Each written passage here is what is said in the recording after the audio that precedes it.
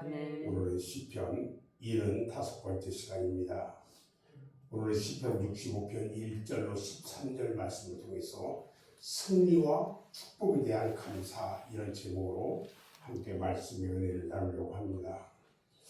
오늘 시편 65편 말씀은 온 우주의 창조주이시며 그 모든 질서를 홀로 주관하시고 통치자이신 하나님께 대한 찬양과 감사 시예요.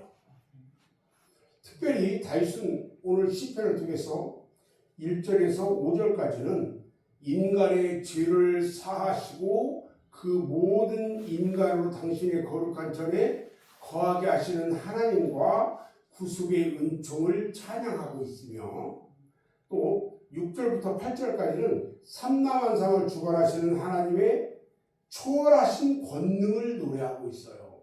그리고 9절부터 13절까지는 이 땅에 풍부한 소출을 허락하시는 하나님의 크신 은혜를 찬양하고 있는 그런 시입니다. 1절에서 5절에 보면은 사주의 은총을 베푸셔서 자녀 삼으신 그 주님 앞에 감사 찬송하는 그런 내용이 있는데, 다윗은 4절 말씀에서 이렇게 얘기를 해요. 주께서 택하시고 가까이 오게 하사 주의 뜰에 살게 하신 사람은 복이 있나이다. 우리가 주의 집 곧 주의 성전의 아름다움으로 만족하리이다, 이렇게 말씀해요. 구약 시대에 이스라엘 백성 가운데에 20세 이상 되는 남자는 모두가 유월절, 즉 무교절, 맥추절은 77절, 오순절이라고 하죠. 그 다음에 장막절, 초막절이죠. 이때 각각 3번에 거쳐서 하나님 성전에 꼭 나가야 한다라고 출애굽기 23장 14절과 17절에서 말씀했어요. 그래서 근데 왜 20살이냐? 20살이 돼야 성인으로 인정이 됐어요. 그래서 이스라엘 백성들의 이 사람의 수를 셀 때는 20살 이상인 남자의 수만 세웠던 거예요. 그리고 거기서 주께 감사 찬송을 드리면서 하나님 앞에 거룩한 교제를 나누어야만 했던 거예요. 이런 신앙의 전통은 모세가 율법을 받은 이후에 다윗 시대까지 쭉 이어져 왔어요. 이러한 절기 때마다 장막에 나아가서 기쁨과 감격을 가지고 하나님께 예배를 드렸단 말이죠. 특히 택한 백성으로 부르시고 애굽에서 건져내셔서 율법과 함께 제사를 통해서 하나님께 나갈 수 있게 해주신 그 은혜, 은총이 너무너무 감사하고 감사했어요. 이런 주님의 은혜를 생각해 볼 때에 다윗은 더 이상 아무것도 필요가 없었어요. 그저 주님이 임재해 계시는 성전이 가까이 있고 그것에 나갈 수 있는 그것만으로 부족한 것이 없는 거예요. 그냥 아쉬운 것이 없었어요. 주님 전에 나간 그 사람은 복된 자예요. 그래서 교회는 가까운 데 있어야 돼요. 그래서 주의 성전의 아름다움으로 만족하리이다, 이렇게 표현했어요. 그러니까 주님 전에 나오면 그 회당이나 성전이 너무나 좋으니까 그냥 그 표현을, 가장 좋은 표현을 어떻게 표현하냐, 아름답다라고 표현한 거예요. 그 좋은 느낌을. 우리 역시 이렇게 구원의 은총을 입은 것만으로도 감사하고 주님이 우리의 구원자이신 것 하나만으로도 주님을 찬양할 수 있어야 한다는 겁니다. 아멘. 두 번째, 6절에서 9절 말씀을 보면 우주 만물을 다스리시고 주관하시는 주님 앞에 감사 찬송을 해야 한다, 이렇게 말하고 있어요. 계속해서 다윗은요, 우주 만물에 나타난 하나님의 주권과 신성을 바라보면서 감사 찬송을 했단 말이에요. 다윗이 멀리 우뚝 솟은 산을 바라보면서 6절을 보니까요. 주님의 힘, 권능으로 산을 세우셨다 그랬어. 그러면서 찬양을 했어요. 산은요, 시온을 이야기하는 거예요. 하나님이 계신 곳을 이야기한단 말이죠.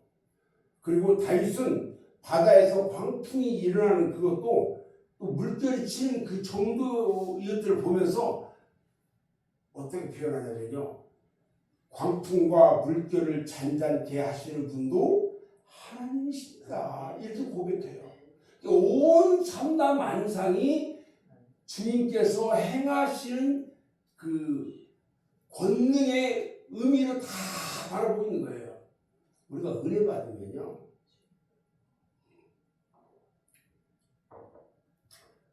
어떤 일 하나만 봐도 그냥 감사가 넘쳐요.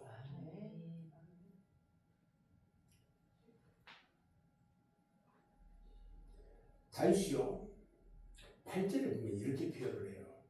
주께서 아침 되는 것과 저녁 되는 것을 즐거워하게 하시며, 하루를 아침 시작해서 저녁까지 나의 모든 삶을 주님께서 주관하시고 인도하시니까 너무 감사한 거야.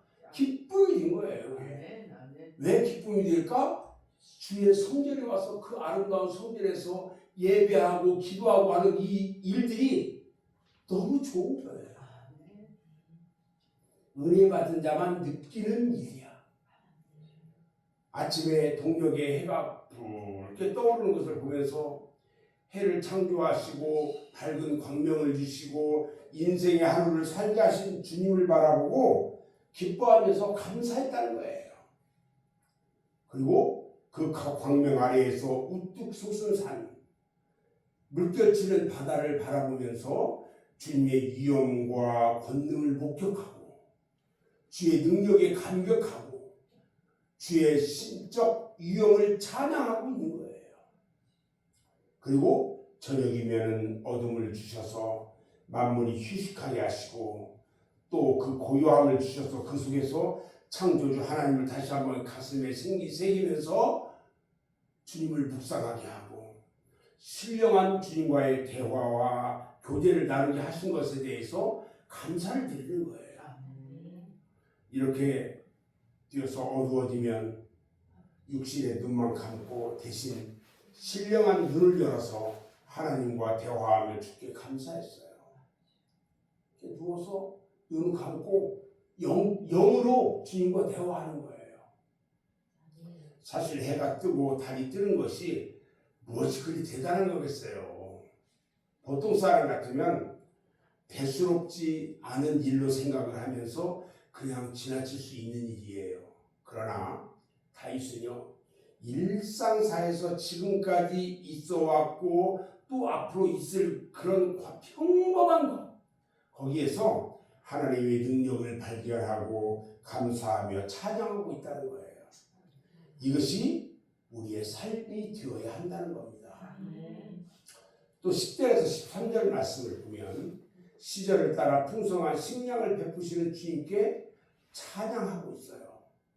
다윗이 땅에 풍성한 소출을 내고 초장에는 양떼가 무리를 이루는 모습을 보면서 주님 앞에 감사 찬송을 합니다.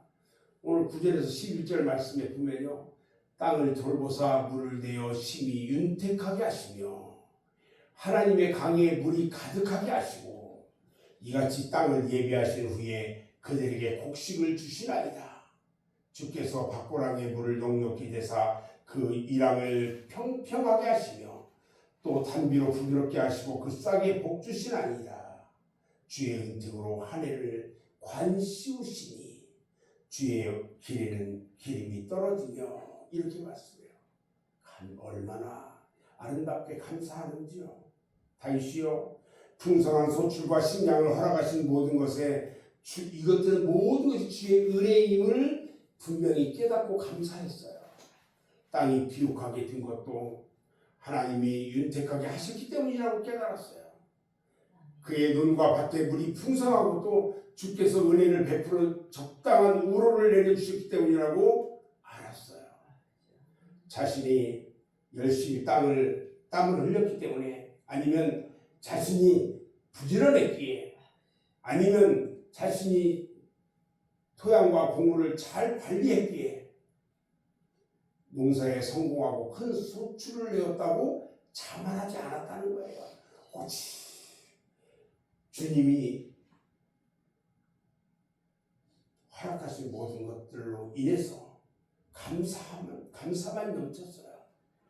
그저 주님께서 택한 백성들에게 농사 지을 땅을 기억해 주시고 또 필요한 때에 필요한 양의 비를 적당히 주시니까 아름답고 풍성한 실과와 곡식을 얻게 되었다고 생각했단 말이죠. 그러니 어찌 다윗의 입에서 감사 찬송이 흘러나오지 않을 수가 있었겠어요. 그래서 우리가 현실을 어떻게 바라보느냐에 따라서 감사도 할 수 있고 반대로 불평과 원망도 할 수 있다는 것을 말해주고 있는 거예요. 신앙의 안목으로 올바른 역사관과 우주관을 가지고 있는 사람은요 항상 감사할 수 있어요. 그래서 다윗은 풍성한 소출을 허락하신 우리 주님께 감사하면서 즐거이 외치고 노래하겠다 이렇게 고백하고 있는 거예요. 저 이제 말씀을 정리하면 다윗이 사죄의 은총을 베풀어 자신을 주의 거룩하신 자녀로 삼은 것을 감사했어요. 그리고 우주 만물을 다스리시고 주관하시는 주님을 바라보면서 감사 찬송을 드려요. 그리고 시절을 따라 풍성한 과실을 주시고 식량을 베풀어 주신 주님 앞에 감사 찬송했어요. 오늘 한날도 저와 여러분들은 범사에 감사하는 우리 모두가 되기를 주님의 이름으로 축원합니다. 기도하겠습니다.